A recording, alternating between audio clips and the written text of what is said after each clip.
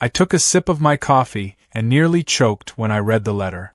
It wasn't a bill, wasn't a tax notice. No, it was something far worse. According to the pristine, official-looking document, my 50-acre ranch, the same land my grandfather had broken his back working, the same land I had poured my blood, sweat, and beer money into, was no longer mine. At least, not entirely. The Homeowners Association, a group I had never been part of, had decided, without my knowledge or consent, that my ranch was now designated as community land for the entire neighborhood.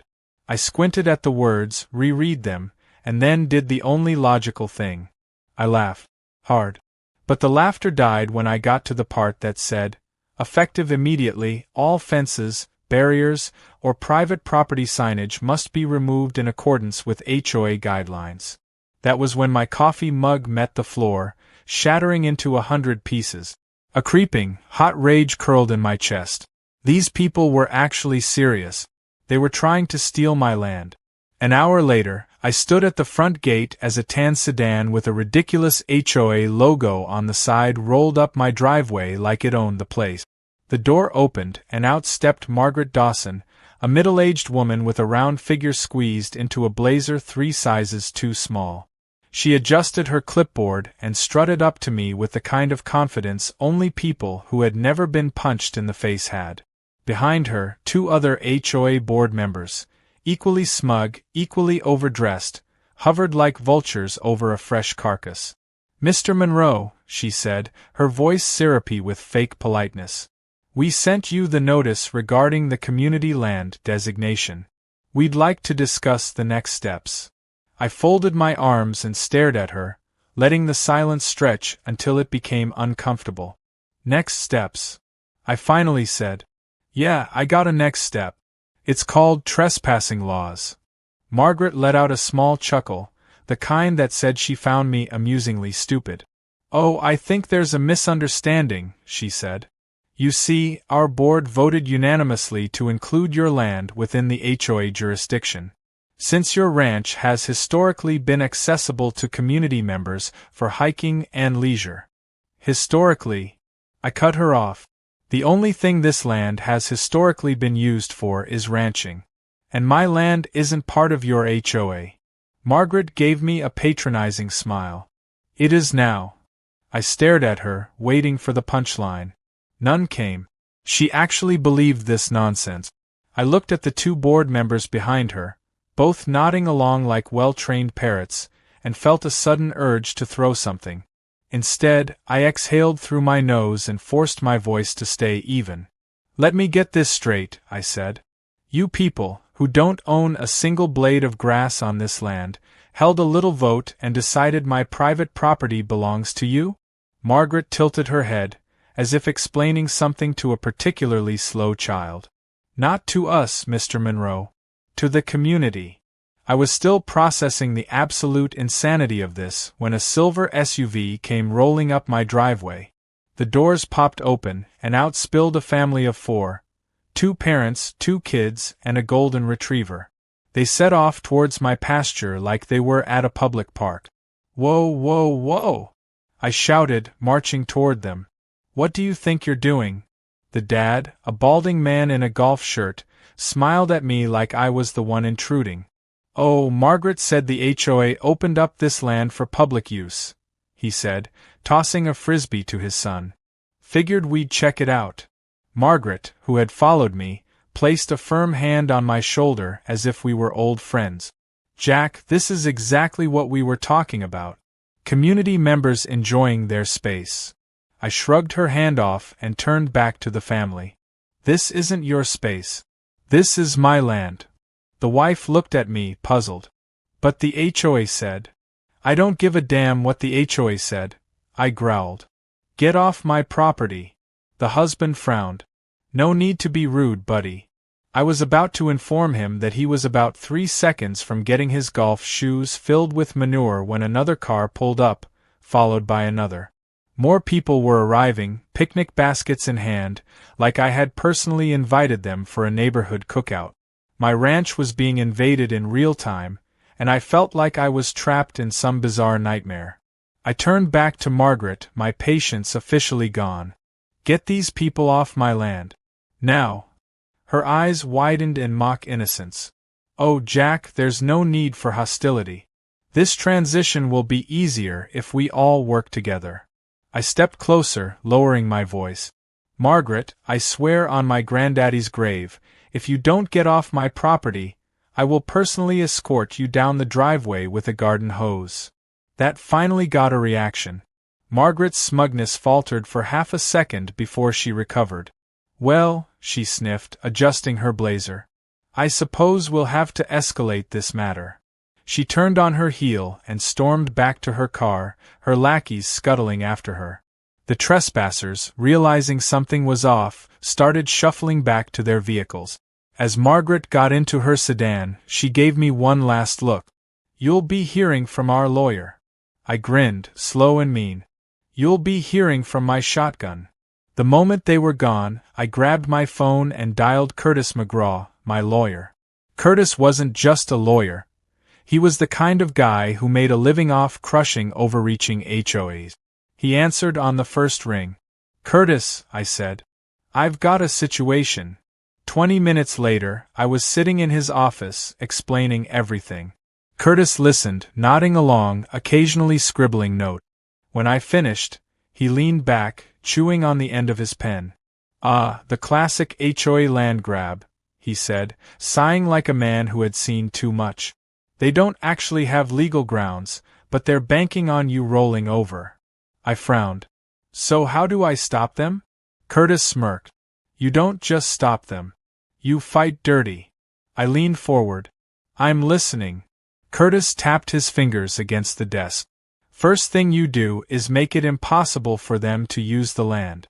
You need deterrents, fences, signs, security systems, the works. Already got fences, I muttered. Not that they care. Then electrify them, Curtis said with a wicked grin. And make sure it's perfectly legal. I sat back, considering the idea. It was crazy. It was extreme. And I loved it. I spent the next morning at the county records office, digging through every legal document I could find on the HOA's jurisdiction. As expected, my land was never part of their territory, never signed over, and certainly never up for public use. But that didn't stop Margaret Dawson from trying to rewrite reality. She had filed paperwork claiming an annexation of my property into the HOA, citing some obscure community development clause. It was complete nonsense, but it was nonsense that could cost me everything if I didn't fight back. That same afternoon, I marched into the HOA's office, which was a stuffy little building attached to the community clubhouse. Margaret sat behind a desk, shuffling through paperwork, looking as smug as ever. She barely glanced up when I walked in. Jack, she said in that syrupy voice that made my skin crawl. I assume you're here to discuss compliance with the new regulations. I slapped a folder onto her desk. Actually, I'm here to give you a bill. Margaret arched an eyebrow and opened the folder. Inside were the official documents confirming that my land had never been under HOA jurisdiction, until they decided to annex it. And since they claimed my property was now part of the association, that meant they owed me. Specifically, they owed me 20 years' worth of unpaid HOA dues for the land they had supposedly managed. The number I wrote down was just over $200,000. Margaret's face turned a shade of pale I hadn't thought possible. This is absurd. No, what's absurd is you thinking you could steal my land, I said. So here's the deal. Either the HOA pays me everything they owe, or we take this fight to court, where a judge is gonna have a field day with your fraudulent land grab. Margaret's lips tightened. The board will never agree to this. Then I suggest you find a way to make them, I said. Oh, and one more thing. Until this is settled, I'll be making a few modifications to my property. I walked out before she could argue. By the time the sun set, I had ordered enough fencing material to make Alcatraz look like a playground. The next morning, I got to work. The first thing I did was reinforce my fences with industrial-grade wiring. Then I installed a state-of-the-art security system, Motion sensors, floodlights, cameras, the whole 9 yards. But the best part? The electric fencing. Nothing lethal, of course, just enough voltage to send a firm message to any would-be trespassers. By noon, word had spread that I wasn't backing down. Curious neighbors gathered at the edges of my property, whispering among themselves. Some looked concerned, others amused. Margaret, however, was furious. She stormed up to my gate, flanked by 2 HOA board members and a clipboard clutched in her fists. "This is a clear violation of HOA regulations," she seethed. "Funny," I said, leaning casually against the fence. "I don't remember agreeing to any HOA regulations." She huffed, flipping through her paperwork. "Electric fences are dangerous. So is trespassing," I said. "But since you and your little club are so determined to claim my land, I figured I'd make it more community-friendly." Margaret's eyes darted to the massive LED sign I had installed near the entrance of my ranch. In bright, flashing letters it read, "Warning, trespassers will be zapped." "You're out of control," she said, voice shaking with frustration. "No, I'm just warming up," I replied. That weekend, the HOA decided to test my patience in the most ridiculous way possible. They organized a massive community picnic on my land. I wasn't even surprised when I saw dozens of people setting up folding chairs, blankets, and grills right in the middle of my pasture. Kids ran around with kites, dogs chased frisbees, and someone even had the nerve to set up a volleyball net. It was as if my land had officially become a public park overnight. I watched from my porch, sipping on a cold beer, waiting for the inevitable. Sure enough, it didn't take long. One overly eager jogger, headphones in, oblivious to the world, ran straight into the electric fence. There was a loud crackle, a yelp, and then a very ungraceful stumble backward. A few feet away, a group of kids playing soccer kicked their ball right into the fence, and when one of them tried to retrieve it, he got a nice little zap that sent him yelping back to his parents. Screams, confusion, chaos. It was glorious.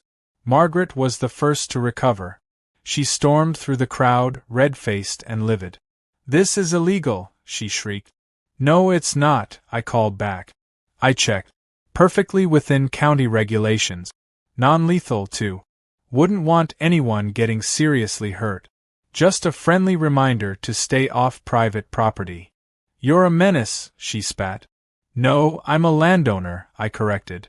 "Something you seem to have trouble understanding." Margaret's face twisted into something truly ugly. "This isn't over," she hissed before storming off. The next day, I received an official cease and desist letter from the HOA, demanding that I take down the electric fences and remove all deterrents. I forwarded the letter to Curtis, who practically cackled when he read it. "They really think they can bully you into giving up?" he said. "Oh, this is getting fun." He drafted a counter-demand, stating that if the HOA continued to claim my land as community property, then they were financially responsible for its upkeep. That meant paying for fencing, security, liability insurance, and, of course, back taxes. By the time the numbers were crunched, the HOA owed me so much money they'd have to start charging every homeowner triple just to cover the costs.